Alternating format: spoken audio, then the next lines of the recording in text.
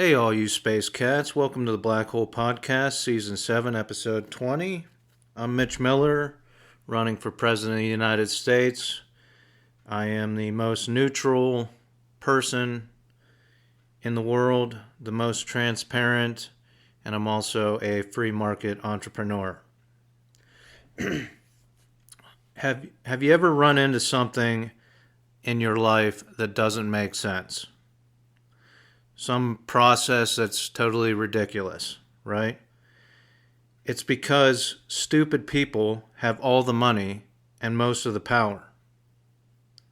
We have the technology, think about it, we have the technology to have an intelligent society, but the greedy billionaires know it won't make them money.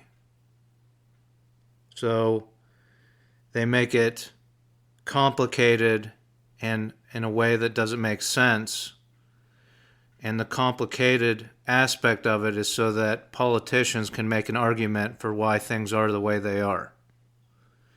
So it's stupidly complicated, and simple solutions could solve it.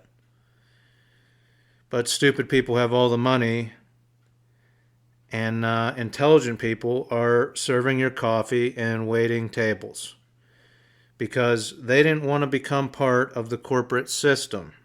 A system based off of slavery, whether it's outsourced around the world or paying unlivable wages right here in the United States of America. They didn't want to become part of the system, so they're waiting tables and serving your coffee. And we treat the service workers like crap, right? And pander to the billionaires. Why? Why do we pander to the billionaires? I mean, I understand if you're an executive and it furthers your career to pander to these billionaires. But if you're not an executive, why pander to these people? To these stupid, moneyed, wealthy people with most of the power in this country? Is it because they produce media that appeals to your worldview while they further alter your worldview? Right? They appeal to your worldview, and then they feed in enough stuff to kind of alter it. Oh, that makes sense to me, so this other stuff now is going to enter my echelon of outlook of the world, right? Media, especially news media, should be fact-based and neutral. It shouldn't just appeal to your worldview. It's supposed to be facts so that we can gather the facts, process them, and hopefully change things so that the world makes sense again. News is not presenting headlines followed by a bunch of opinion, then carrying enough interviews with actual leaders to pass yourself off as a news source. That is not the news. Moving on, I said I'm for vote by mail, right? I said I think voting should be convenient and easy, and I'm for vote by mail. Basically, I'm for voting, filling out Scantron sheets, those bubble sheets, those little circles that you fill in with a pencil or pen that are scanned and give you your vote. To vote, you should be able to read instructions and fill in a circle next to the candidate that you want to choose, right? Now, these scanners that scan these Scantron sheets, I don't think they should be connected to the internet in any way. I don't think there should be any possible way to connect wirelessly to these devices. They might be able to plug into a specialty interface to update them with the new ballot and information by plugging it into the scanner. So that is a secure way of voting. Whether that's through the mail or in person, I think that's the way voting should happen in a human-based democracy. I'm open to signing a bill for in-person voting. If this is the hot button issue that you're going to pick up, is that people should go to the polling place and vote by mail. They have to show ID as if they're home residents and the mail system aren't enough. if you want people to vote in person, I'm open to signing a bill. But look, we live in capitalism. At least that's what the corporate communists tell us this is capitalism. So we should be paid for every second of our time. That's what capitalism means. Instead of the billionaires getting paid tens of thousands of dollars for every second of their time, we, the people, should be paid for every second that you either waste our time or use our time or have our attention. So Election Day should be a paid federal holiday. Right? If you want us to stand in line, it should be a holiday. And hopefully other employers follow suit. That's the idea behind federal holidays, is that other employers grant that as a holiday as well, whether it's paid or not. But I think you should also get paid to vote, right? You get paid for jury duty. It's not much, but you get paid for jury duty. In a democracy that is in a capitalist system, you should be paid to vote. I think everyone should get paid the price of a book of stamps if they vote. Whatever that price may be, however high it goes up, that is what you should get paid to vote once per year. So you get paid the price of a book of stamps, and this allows everyone to write through the U.S. mail to their elected officials, right?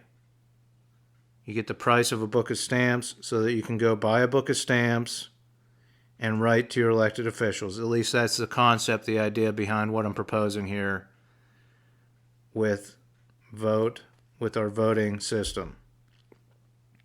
So you fill out your voter ID number on your tax return, and you get the price of a book of stamps taken off your tax burden or brought to you in a return when you vote that year in tax season.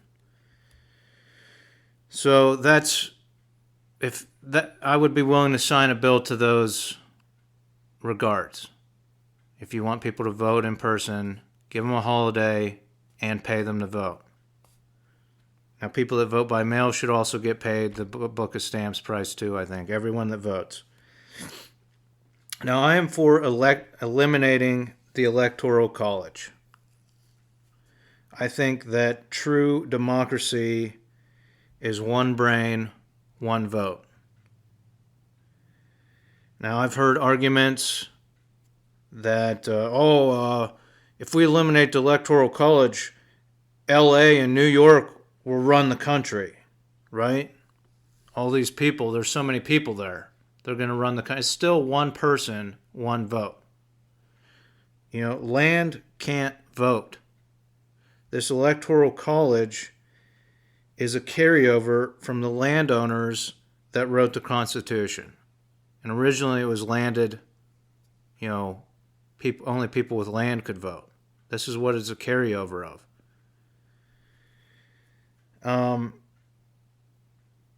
And look, these Midwest states, they already get skipped by the politicians, by the federal politicians, the national politicians, right? They already get skipped.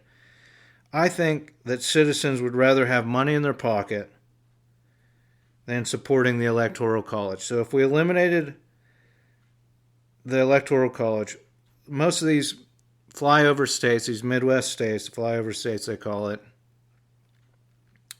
have large swaths of public land, right? So this is my proposal if we eliminate the Electoral College. We calculate each state's public land. National parks, state parks, county parks, city parks, all of it. Every square foot, every square mile is calculated. And we figure out the percentage, we figure out the state's total square mileage, square footage, and we figure out the percent of it that is public lands, right? So it might be 1%, in some of the East Coast states.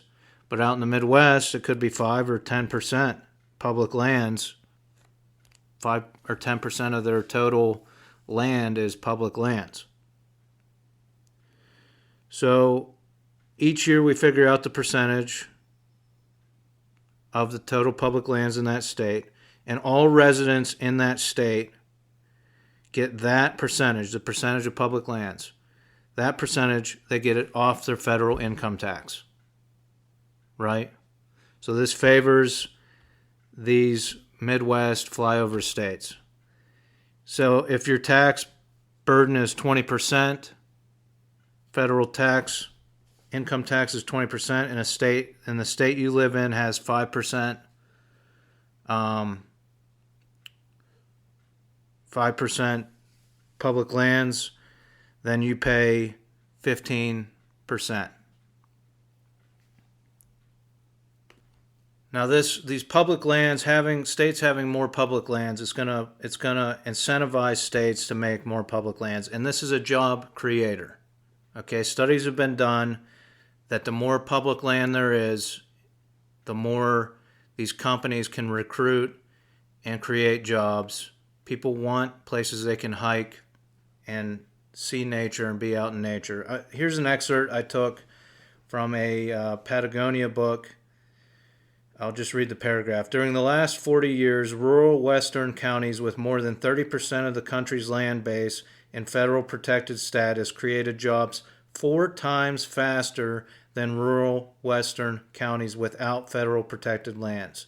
In 2010, rural western counties had a per capita income that was $436 higher for every 10,000 acres of protected federal lands within their boundaries, or more than 10% of average per capita income in rural counties across the West.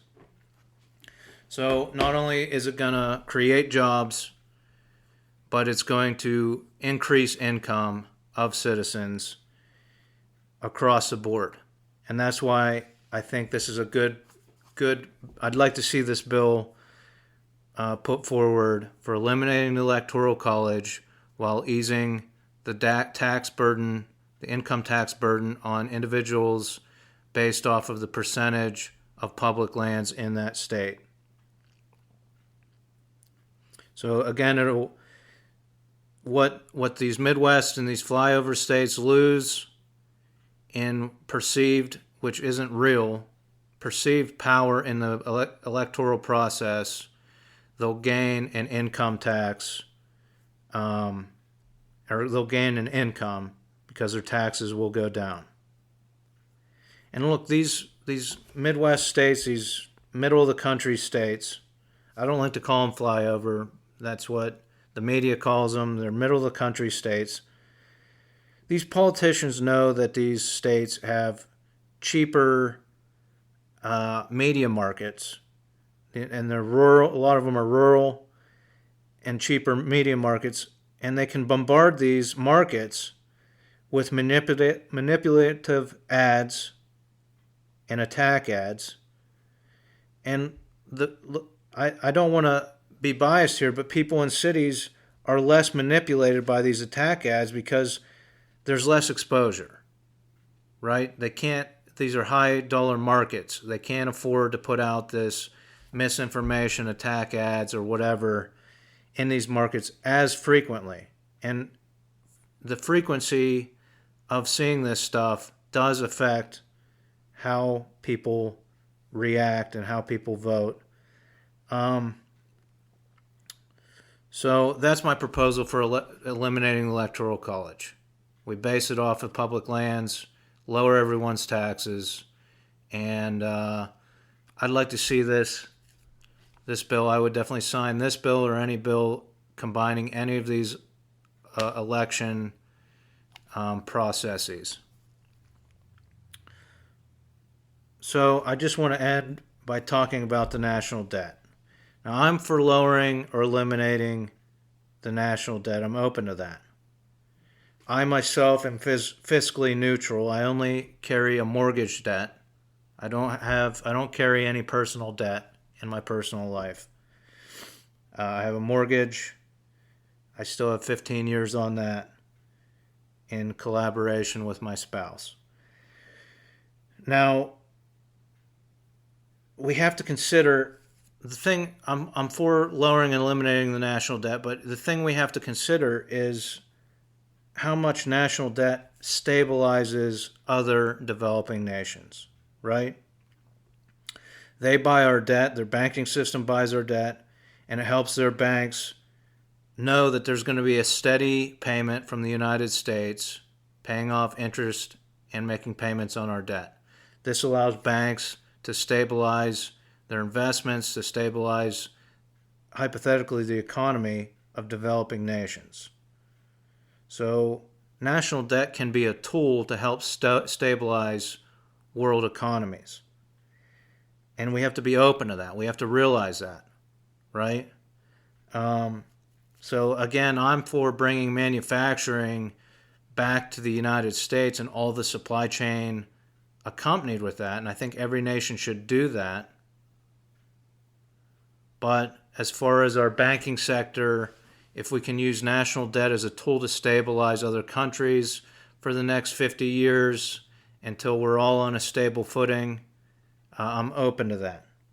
So as we reduce our debt, I'm going to look at that debt and I'm going to get us out of developed nations like China that no longer need us to stabilize their banking sector, right?